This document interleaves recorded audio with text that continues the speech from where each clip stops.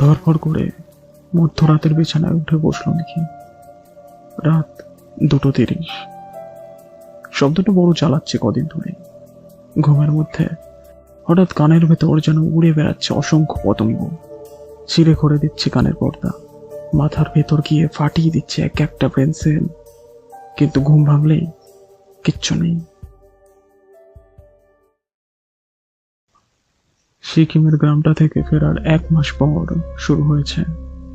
হ্যারিসনকে সে বলেওছে তার সন্দেহের কথা। গাম্বারটা কিছুই মানে না। ইয়ামতম গ্রামের ওই বিশেষ মৌচাকের মধু নাকি আয়ু 1000 বছর বাড়িয়ে দেয়। তার জন্য অতগুলো মৌমাছিকে জীবন্ত চালিয়ে চাক ভাঙতে হয়েছে তাদের। ডেভিস সাহেবের থেকে ডলারগুলো না পেলে হ্যারিসন গুনেছিল 233টা মৌমাছি।